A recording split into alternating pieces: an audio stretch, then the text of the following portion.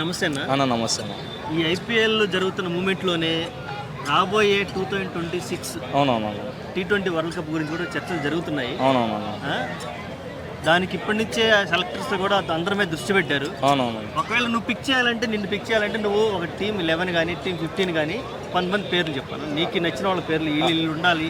ఈసారి మళ్ళీ ఆ కప్పు నిలబెట్టుకోవాలి. మనం ఆల్రెడీ మనం గెలిచాం కదా, గెలిచిన దాన్ని మళ్ళీ మనం నిలబెట్టుకోవాలంటే మనం ఎవరిని పిక్ చేసుకుంటే బాగుంటుందని నీ ప్రాబుల్స్ ఏమిస్తావు అన్న? ఫస్ట్ మనం ఇప్పుడు 2025 ఐపీఎల్ సీజన్ జరుగుతుంది కాబట్టి యంగ్స్టర్స్కి ఐపీఎల్ అనేది ఒక పెద్ద గొప్ప ప్లాట్ఫామ్. అంటే దాన్ని చూసుకునే మన బీసీసీ వాళ్ళు అప్కమింగ్ ఏ ఐసీసీ టోర్నమెంట్స్ అయినా సరే దాన్ని స్టాట్స్ చూసుకొని వాళ్ళని ఎంపిక చేస్తారు. కాబట్టి నాకు తెలిసినంత వరకు అయితే సాయి సుదర్శన్ పక్కా ఈసారి మన T20 స్క్వాడ్లో ఉంటారు.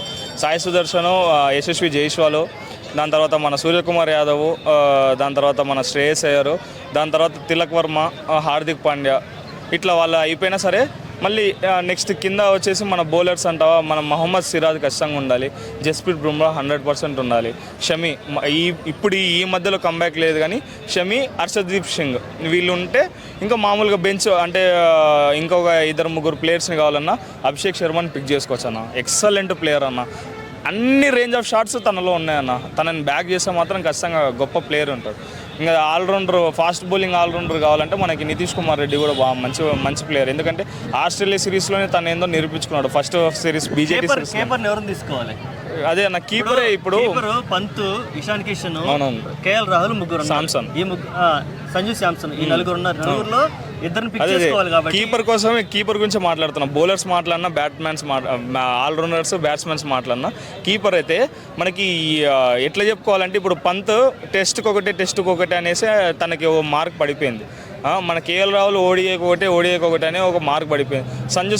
సంజు శాంసన్ వచ్చేసి ఇన్కన్సిస్టెంట్. ఏ దాంట్లో అయినా సరే టీం ప్లేస్ ఇచ్చినప్పుడు తను సరిగా పర్ఫామ్ చేయకపోవడం అనేది మాత్రం చాలా విఫలమైంది. కాబట్టి నన్ను అడిగితే బ్యాక్ చేస్తే మాత్రం పంత్ అన్న కేఎల్ రాహుల్ వీళ్ళిద్దరు ఇట్లా ఎవరో ఒకరు తీసుకున్నా.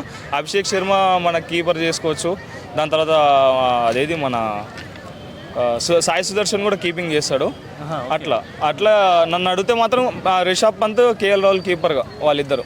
ఇషాన్ కిషన్ అంత లేదన్న. ఇషాన్ కిషన్ ఒకప్పుడు ఫామ్ ఉండింది కానీ తన అహంకారమే తనని కొంప ముంచిందన్న. ఎందుకంటే బీసీఐ సెంట్రల్ కాంట్రాక్ట్ పోగొట్టుకోవడం అంటే తలుపు దగ్గరకు వచ్చిన అవకాశాన్ని తనంతకు తనే కాలుతో కొట్టినట్టు. ఇప్పుడు చూడు పృథ్వీ షా అసలు ఎట్లా ఆడతాడు, ఎట్లా స్ట్రైక్ రేట్ మెయింటైన్ చేస్తాడు.